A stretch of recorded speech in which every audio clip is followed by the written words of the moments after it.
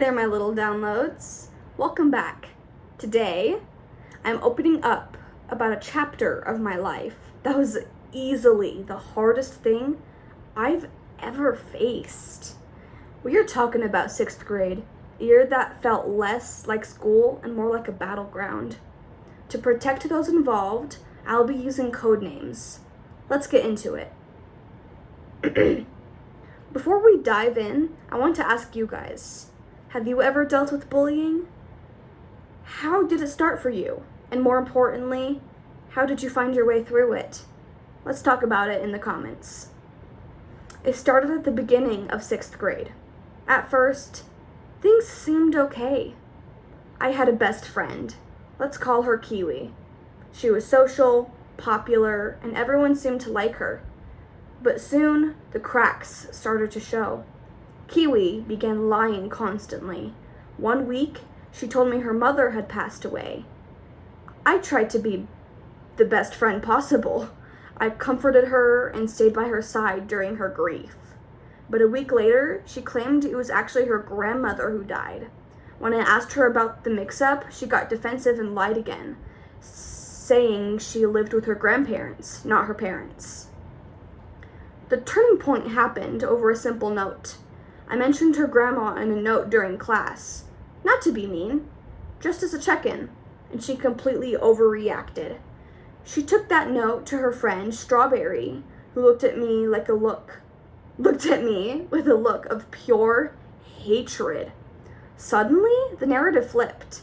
Kiwi told everyone I was mocking her mother's death. Because we were in one classroom all day, there was no escape. I could hear my name being whispered a million times an hour, followed by laughter. It felt like I was drowning.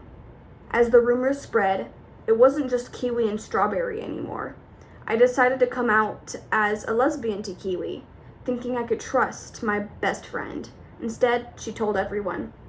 That's when a boy I'll call Salad started his campaign. He called me a lesbian freak and told me I shouldn't exist because of who I loved. Between the homophobia and the constant whispering, my social anxiety felt like a physical weight. I couldn't find the words to defend myself. I just sat there and took it. Then there were Pepper and Lettuce. They were the popular girls. At first, Lettuce was kind. She even did my makeup once to help me feel pretty. But Pepper was different. She was like a plastic doll, perfect on the outside, but fake and cold. She once tried to give me a glow-up that was actually just a prank to make me look like a clown. Eventually, Lettuce had to choose a side, and she chose Pepper over me. I felt like a toy being bashed against the floor, discarded by the people I thought cared about me. The lowest point came when Kiwi tried to get my mother in legal trouble. She told the principal that my mom had called me and threatened to hurt Kiwi. It was a complete fabrication. Luckily, Kiwi couldn't keep her story straight. She changed the location from the cubby room to the playground, and the principal realized she was lying.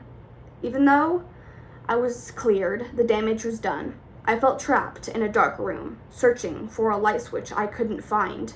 I was struggling with body image, depression, and thoughts of giving up entirely. I kept it all inside for so long because I didn't think anyone would understand. But eventually, I found a spark of light. I met a 5th grader I'll call Candy. She was everything my other friends weren't. Energetic, kind, and genuinely sweet. I finally moved classes, told my parents about the bullying, and eventually, I told them about my depression. They put me in therapy, and that was the real game changer. Looking back, those experiences caused me a lot of pain.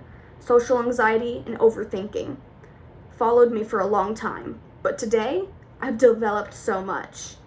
I'm out, I'm proud, and I'm omnisexual. I don't hide who I am anymore. I'm smart, I'm beautiful, and I've learned how to stand up, not just for myself, but for others who are being treated the way I was. I found the light switch. That's it for today's story, my little downloads. Thank you for listening to a piece of my journey. If you're going through something similar, please know that it does get better, and you are never alone. Don't forget to like, subscribe, and share this video. I'll see you in the next one.